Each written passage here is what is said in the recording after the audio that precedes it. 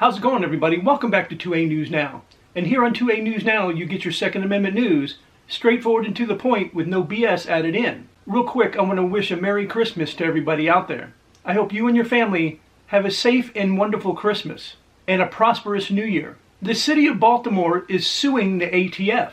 And also in the past 2 weeks, at least 5 firearms have been found in public schools in Baltimore. Whenever someone or organizations sue the ATF, it's usually because the ATF is infringing on somebody's Second Amendment rights. But Baltimore is suing the ATF for a different reason. The city of Baltimore is suing the ATF for blocking access to data on guns used to commit crimes. Information they said is essential for targeting gun violence and identifying sellers who flood the city with weapons.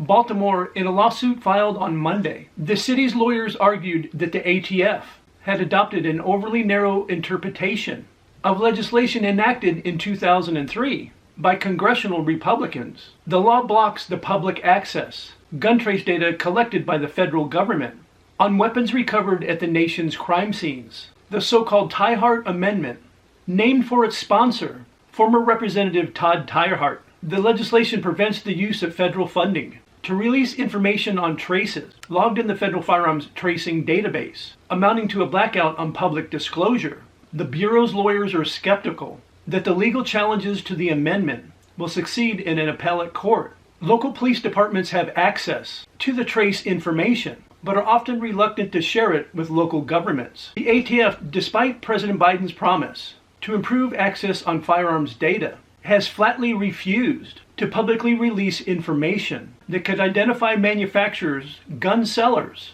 and the federally licensed dealers most likely to sell to criminals or straw buyers.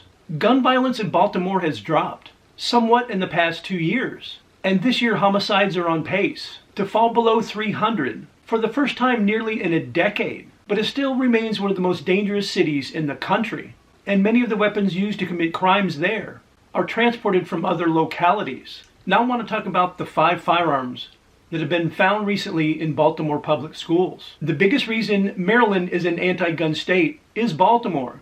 It's a violent city, and that makes a lot of people think gun control is a solution, so they push it. This creates obvious problems, since they are not just making determinations for people in Baltimore, but throughout the state. And the things they keep pushing never seem to work. After all, if gun control actually worked, then the easiest measure to determine that would be whether or not it stopped people from taking guns to school who aren't supposed to have them there. 5 guns have been found in Baltimore City public schools in the last 2 days. At least one of the guns belonged to a staff member who apparently forgot it was in her purse. At least one of the other 4 involved a student bringing the gun to school. As for the other 3, we're kind of left clueless on what exactly happened and how the guns got there. Either way, none of the gun control laws meant to keep guns out of the schools actually worked. Meanwhile, had any of those people with the firearms had ill intentions, nothing would have stopped them. Nothing at all. And that's clear as day. And that's because they don't literally trust anyone without a badge to carry a gun in school, in Baltimore or anywhere else in the state. If one of those guns was in the hands of someone who wanted to kill others, it's unlikely anyone would have stopped them. They could have killed as many people as they wanted until the police arrived.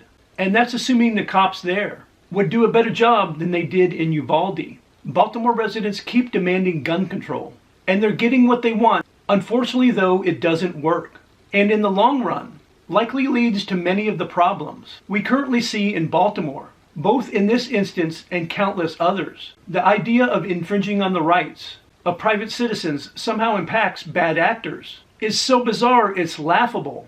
Instead, we see yet another instance of gun control laws failing miserably, all while anti-gunners pretend that they did literally anything of value. Baltimore schools aren't particularly safe either. Gun rights could make it better, but it's not like anyone in Maryland with the authority to change that actually will agree. It's funny how little attention they pay to their own failures. Maryland has some strict gun laws. Just to name a few, they have an assault weapons ban, and they don't allow armor-piercing ammunition. But what's really strange, they do allow open carry and concealed carry, but you must have a license to do both. As always, I would really like to hear your thoughts on today's video in the comment section down below. And once again, Merry Christmas to everybody. And I appreciate everybody's support with the channel. You guys are always crushing it by liking, sharing, and subscribing and hitting those post notifications. And I invite you back to watch my next video.